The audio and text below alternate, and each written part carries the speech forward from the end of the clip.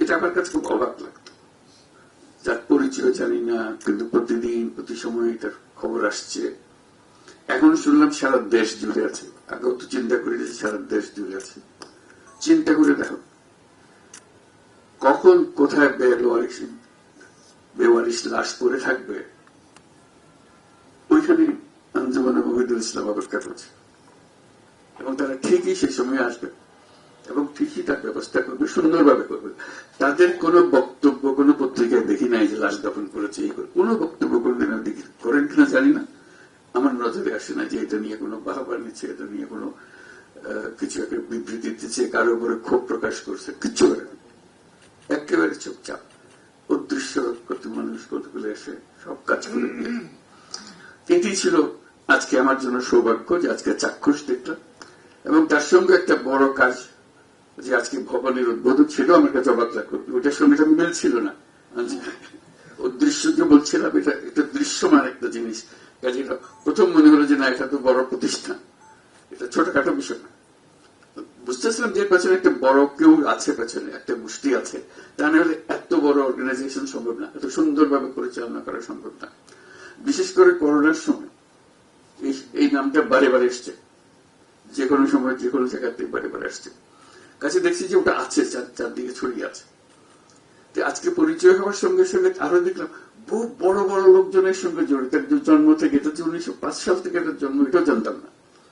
আজকে সেই ইতিহাসও পেলাম, যে খুব ভালো লাগছে। এবং তার প্রতিটি জনের বাংলাদেশের ইতিহাসের সঙ্গে, বাংলাদেশের মুসলমান সমাজের সঙ্গে যাদের স্মৃতি আছে, তাদের সবাই এটার সঙ্গে জড়িত ছিল। এটা একটা মস্ত বড় ট্রেডিশন, একটা ঐতিহ্য বহন করে যাচ্ছে। এটা এই সমাজের একটা ঐতিহ্যবাহী একটা প্রতিষ্ঠান যে বলে যাচ্ছে। আজকে বাচ্চাদের দেখে ভালো লাগলো। এটা একটা নতুন দিক, এটা সম্বন্ধে আমার জানা ছিল না, যে এটা লাশ দাফন করা ছাড়াও অন্যান্য কর্মকাণ্ডের সঙ্গে জড়িত আছে। মজা হলো কাজটা আর নামটা একাকার হয়ে গেছে, এ দুটো থেকে আলাদা করা যায় না। কতগুলো নাম আছে, নামের অর্থটাই হলো কাজ। আঞ্জুমানে মহিদুল ইসলামের অর্থ কি সালাউদ্দিন সাহেব বলছেন, যে ব্যাখ্যা দিলেন কি নাম, কেউ এটা নিয়ে মাথা ঘামায় বলে মনে হয় না, সঙ্গে সঙ্গে মনে করে যে কাজ। এই নামটা ওই কাজের অর্থবাহক। এই শব্দটাই এটা নতুন অর্থ ধারণ করেছে, এই নামটা একটা নতুন অর্থ ধারণ করেছে। এরকম একটা নাম পাওয়া মুশকিল। এটা বহু দিক থেকে এটা অনন্য একটা প্রতিষ্ঠান, এটাই আমার বলার উদ্দেশ্য। যে আজকে এখানে আসতে পেরে আপনাদের সবাইকে দেখে, সেই জন্যই আমার কাছে একটা উৎসাহিত বোধ করছি যে এরকম একটা প্রতিষ্ঠানের সঙ্গে আজকে প্রথম সাক্ষাৎ হলো এতদিনের পরে। বাংলাদেশে বহু প্রতিষ্ঠান আছে, স্বাভাবিক যে কোনো দেশে থাকে, বাংলাদেশেও আছে। বহু চেষ্টা হয়, কেউ বছর থেকে, কেউ 6 মাস থেকে, কেউ 10 বছর থেকে, নানা থেকে।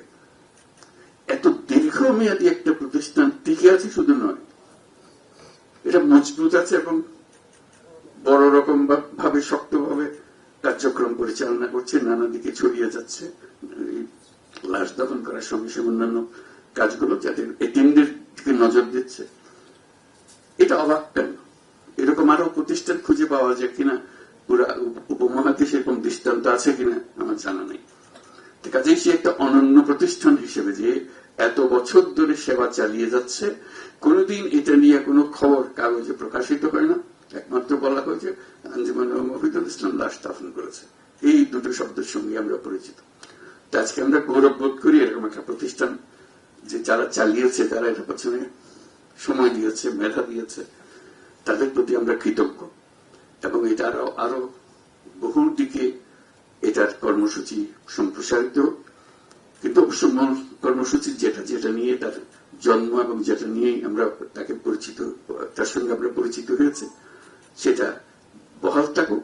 সঙ্গে সঙ্গে এটাও বলি বহাল থাকুক, কিন্তু কাজটা যেন না থাকে।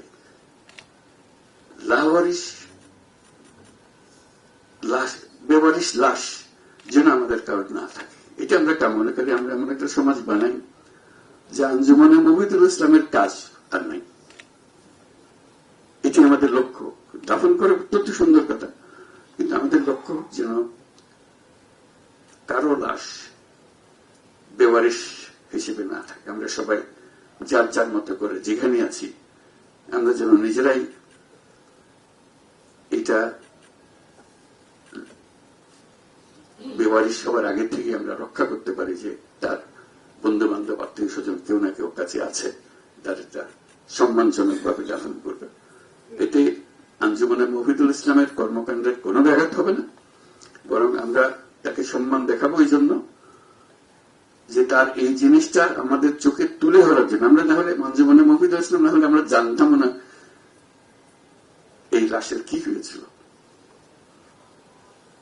ওরা থাকাতে অন্তত আমরা জানলাম যে এটা সম্মানজনক ভাবে তাকে দাফন করা হয়েছে।